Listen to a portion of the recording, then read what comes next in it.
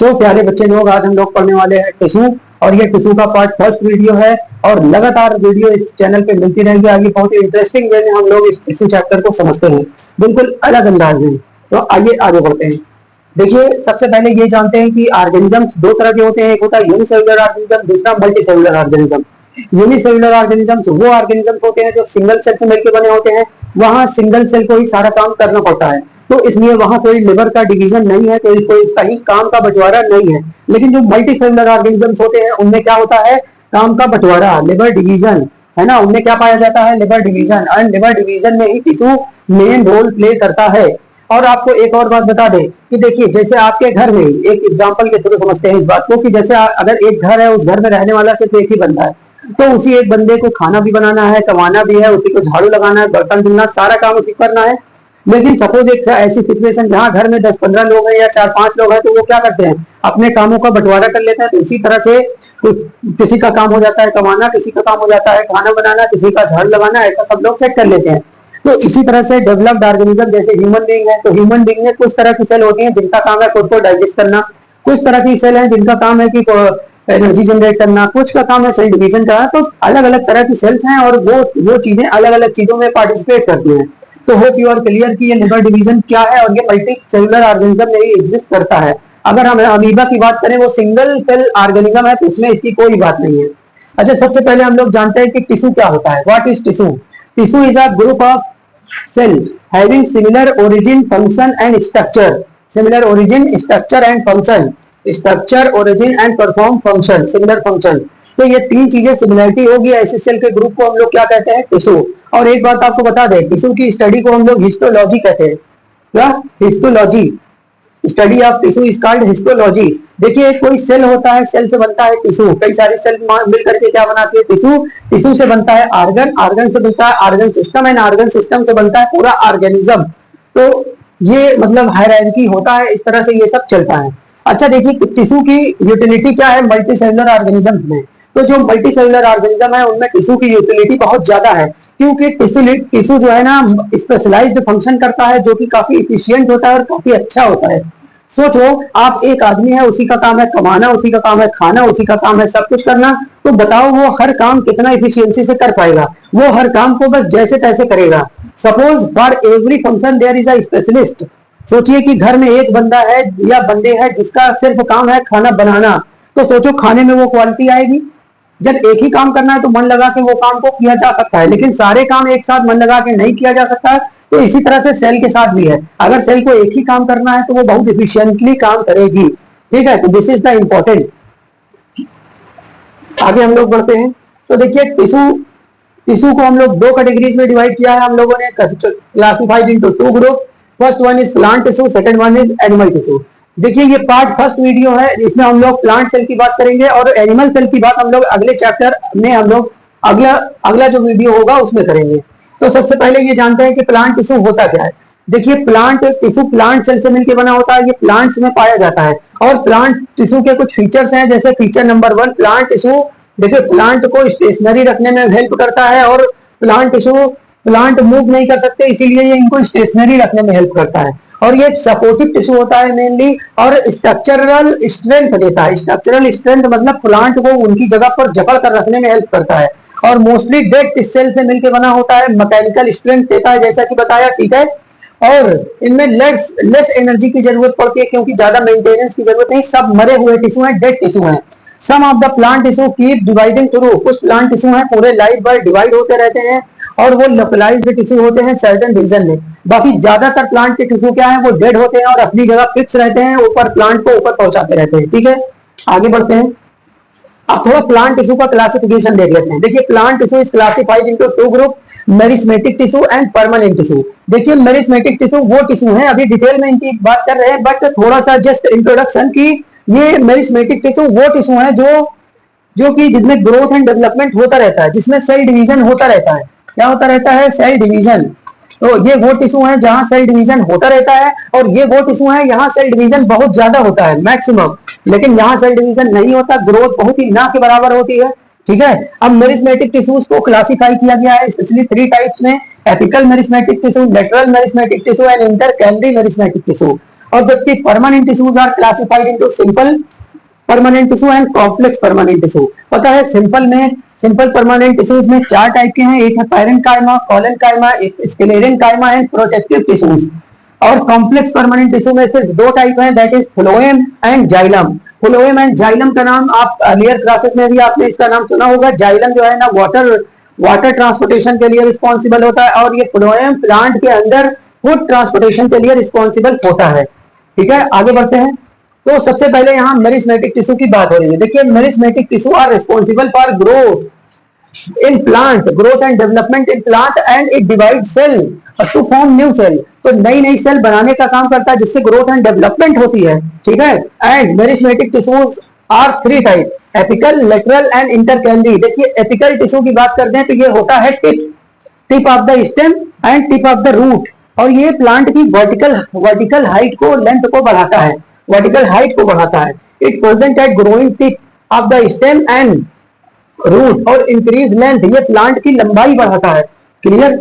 ऐसे होता है लेटरल मेरिस्मेटिक टिश्यू, या इसे कैम्बियम भी कहते हैं। क्या कहते हैं? कैम्बियम। और ये प्लांट की ग्रिट में होता है। कहाँ? ये यहाँ पर इसकी ग्रिट में होता है, और ये प्लांट की मोटाई बढ़ाने का काम करता है। क्या करता है? मोटाई बढ़ाता है, चौड़ाई बढ़ाता है, मोटा बनाता है। It present beneath the bark, ये बार्क ऑफ प्लांट के नीचे होता है। Responsible for growth girth of the trunk, मतलब वही प्लांट की मोटाई बढ़ाता है, तो ये इस मोटाई को बढ़ाता है। ठीक है, आगे intercalary meristematic tissue, it is present in internode और base of the leaves, base of leaf के बेस में और इंटरनोड पर, जहां पर नोड फॉर्मेशन होता है वहां ये प्रेजेंट होता है, और ये ब्रांचिंग ग्रोथ के लिए रिस्पॉन्सिबल होता है। Increase in length between node की लेंथ को बढ़ाता है, इससे ब्रांचिंग में हेल्प होती है। That's it. आगे बढ़ते हैं हम लोग। तो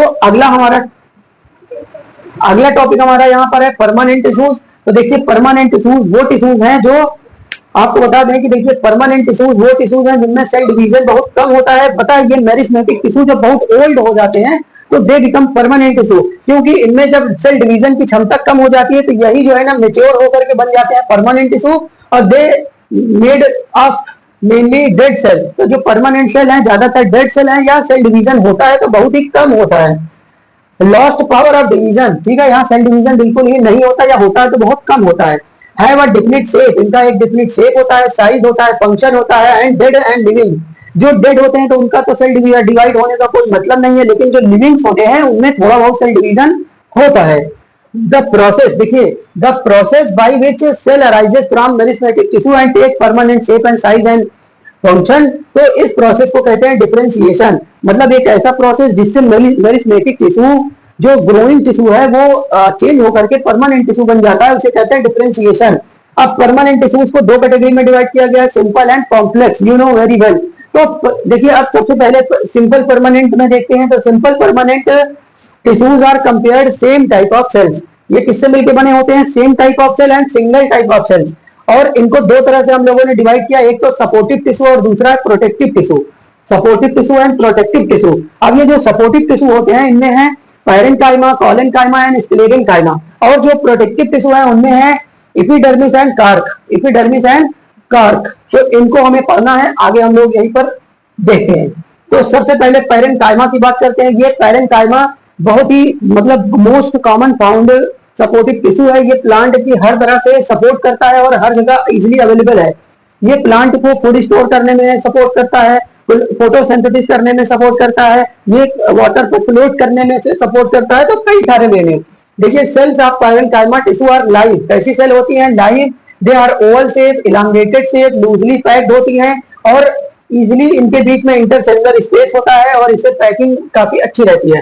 फंक्शन क्या है इनका? दे प्रोवाइड मैकेनिकल सपोर्ट, कहीं कहीं पर ये मैकेनिकल सपोर्ट स्ट्रेंथ देती हैं। They store food nutrition in the vacuole, ठीक है। आगे देखो, क्लोरेनकाइमा, कभी कभी समटाइम्स ये जो पैरेन्काइमा है अपने अंदर क्लोरोफिल स्टोर करता है, और उस केस में ये फोटोसिंथेसिस में हेल्प करता है, ठीक है। और इस सिचुएशन में इसको क्लोरेनकाइमा कहते हैं, ठीक है। एयरेनकाइमा, देखिए, एयरेनकाइमा वो सिचुएशन है पैरेन्काइमा की जब ये अपने अंदर एयर स्टोर कर लेता है और हल्का हो जाता है in case of floating plants, in case of floating plants, ठीक है। ये फिगर में भी आप इस तरह की चीजें देख सकते हैं। आगे हम लोग बढ़ेंगे। नेक्स्ट है कोलेनकाइमा। कोलेनकाइमा ये प्लांट का वो टिश्यू है जो जिसकी वजह से प्लांट को फ्लेक्सिबिलिटी मिलती है। क्या मिलती है? फ्लेक्सिबिलिटी। देखो सेल्स ऑफ कॉलेनकाइमा ये भी लाइव होती हैं, ये ओवल एलोंगेटेड या टाइटली पैक्ड होता है। कैसा होता है? Tightly packed. इससे पहले वाला टिश्यू लूजली पैक्ड था और नो इंटरसेलुलर स्पेस, कोई स्पेस नहीं होता है। और एपिडर्मिस और लीफ स्टेम में पाया जाता है एपिडर्मिस के नीचे।